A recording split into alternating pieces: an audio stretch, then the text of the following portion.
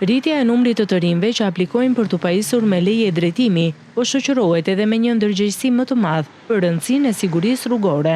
Të rinjt shprehen se krahas dëshirës për të drejtuar një automjet, po i kushtojnë vëmendje të veçantë njohjes së rregullave të qarkullimit, me synimin për të qenë drejtues të përgjegjshëm dhe të kujdesshëm në rrugë. Të intervistuarit tregojnë se kanë kaluar me sukses provimin e teorisë dhe tashmë janë në pritje të testit praktik. Sipas tyre, fazat teorike i kanë ndihmuar të kuptojnë më mirë sinjalistikën rrugore, prioritetet në qarkullim dhe rëndësinë e respektimit të rregullave për të shmangur aksidentet. Në disa raste jo, por në shumicën e rasteve i kanë respektuar.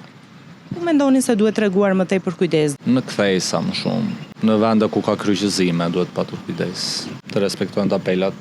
Kështu mendoj të paktën. Ju e keni marrë testin teorik? Po. Ishte i vështirë si du? Jo, ishte test normal. Si dolët në testin teorik? Shumë mirë. E morët? Po, Me sa gabime? me 4. Po për pjesën praktike ku keni asur më shumë vështirësi? Pisa manuale.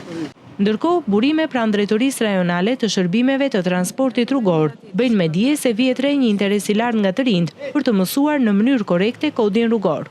Specialistët e sigurisë rrugore apelojnë që të rinjt të tregohen të kujdesshëm pas marrjes së patentës, të shmangin shpejtësinë të normave të lejuara, përdorimin e telefonit gjatë drejtimit të mjetit dhe çdo veprim që mund të rrezikojë jetën në rrugë. Ata theksojnë se edukimi dhe ndërgjegjësimi janë hapat më të rëndësishëm për uljen e numrit të aksidenteve dhe krijimin e një kulture më të sigurt qarkullimi.